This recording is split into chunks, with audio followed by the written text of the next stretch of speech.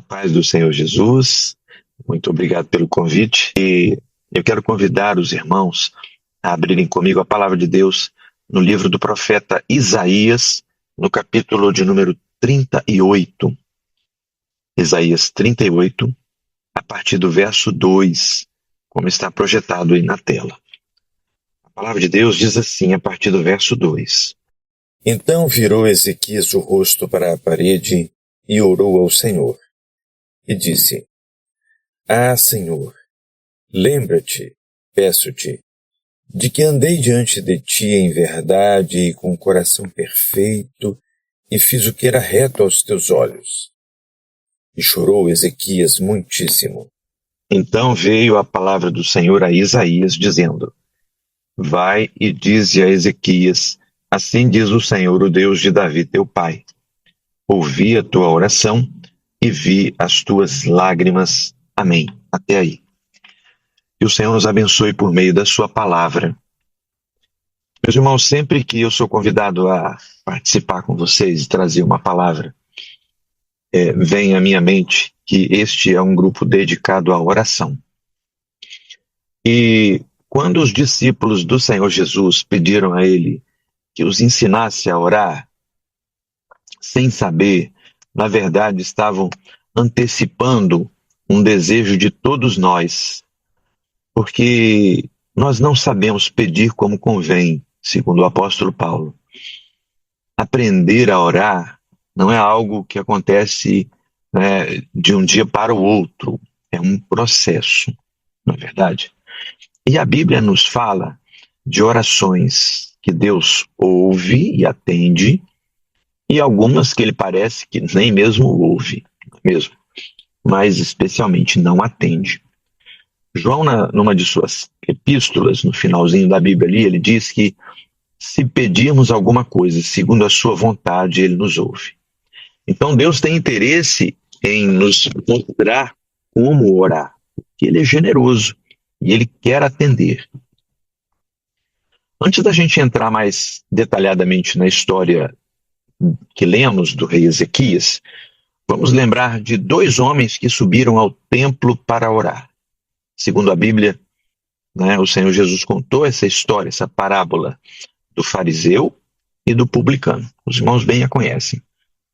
Segundo Jesus, o fariseu orava mais glorificando a si mesmo do que a Deus.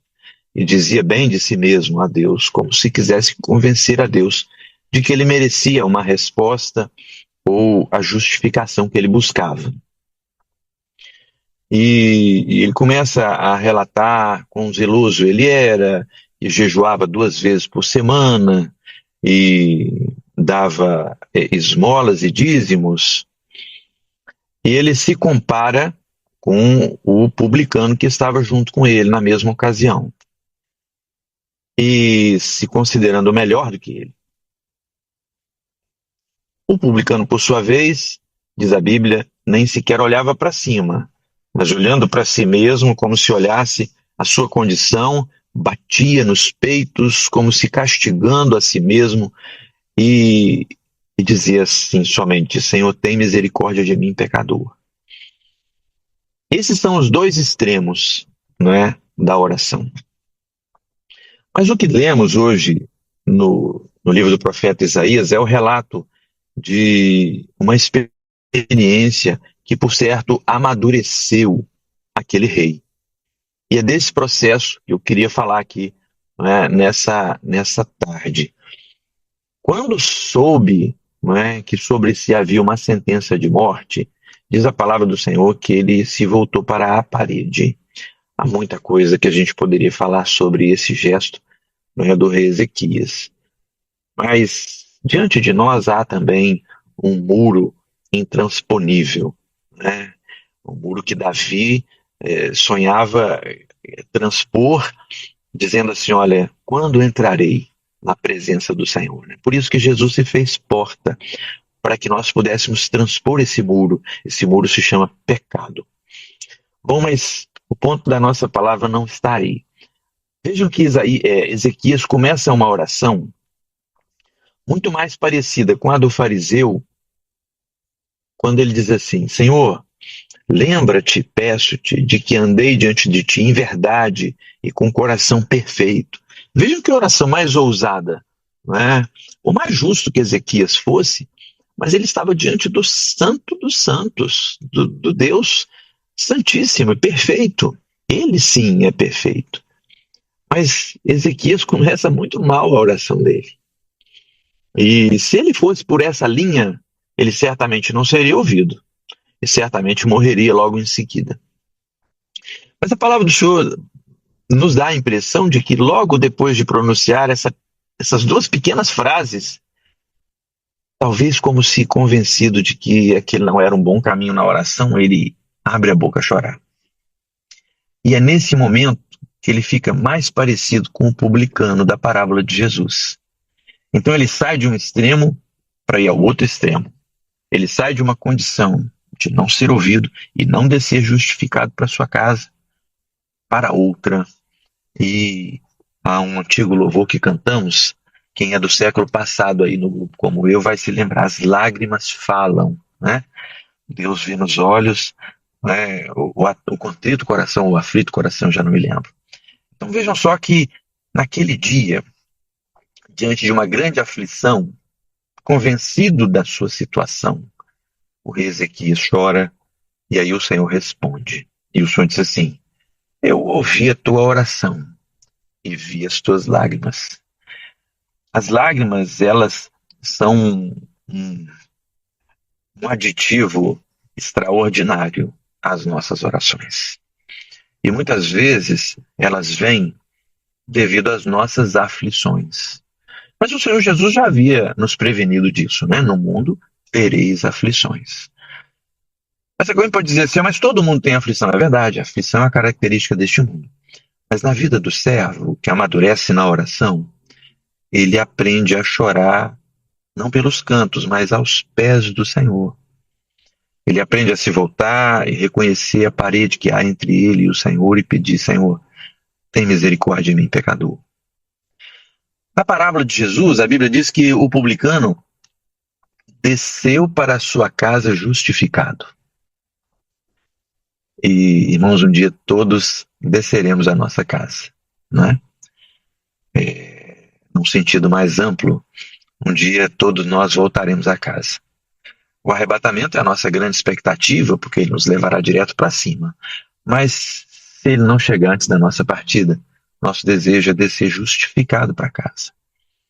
E isso é com uma vida de oração, num coração humilde, quebrantado diante do Senhor, né? Então, o meu desejo e a minha palavra aqui para os irmãos é que nós todos aprendamos a orar. Como os discípulos: Senhor, ensina-me a orar. Ensina-me a orar com lágrimas. Se eu não tiver motivos atualmente para chorar, glória a Deus por isso, mas deixa-me chorar com os que choram, né? A Bíblia diz: está alguém contente, cante louvores, está alguém contrito ou aflito, ore. A oração do justo pode muito em seus efeitos. Eu sei que muitas vezes os irmãos entram nesse grupo, participam das reuniões, trazendo as suas próprias aflições. Mas há alguns dias, né, que infelizmente são a minoria deles, mas que a gente entra em paz, né? Em paz, a família está bem, a saúde está bem, o trabalho vai bem, e o trabalho na igreja vai bem. Mas essa é a hora da gente chorar com os que não estão tão bem, estão chorando também. Então, seja por você, seja pelo seu irmão, leve lágrimas diante do Senhor quando você for orar. E peça ao Senhor: Senhor, abençoa a minha vida, abençoa o meu irmão, né? Porque assim estamos, pela graça do Senhor, né? Um coração quebrantado e contrito, ao qual o Senhor não rejeitará. Amém? Vamos orar? Nosso Deus, bendizemos o teu nome, porque ainda que não saibamos orar como convém, mas o teu bom Espírito Santo tem moldado a nossa vida, nos ensinado, nos aperfeiçoado, nos dado grandes experiências, nos fazendo crer que o Senhor tem atendido, tem ouvido as nossas orações. Abençoa este grupo, derramando sobre os teus servos a tua graça, a tua bênção.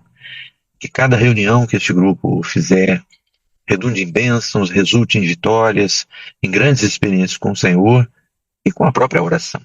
Nós oramos pedindo a bênção do Senhor sobre cada participante que está presente hoje ou até aqueles também que não puderam participar nessa data. Oramos assim pela fé em nome do Senhor Jesus. Amém. E que a graça maravilhosa e salvadora do Senhor Jesus, o amor de Deus nosso Pai, e a comunhão, consolação e conselhos do Espírito Santo, irmãos, permaneça convosco e com todo o povo de Deus agora e até o grande, esperado e próximo dia da volta do Senhor Jesus. Amém.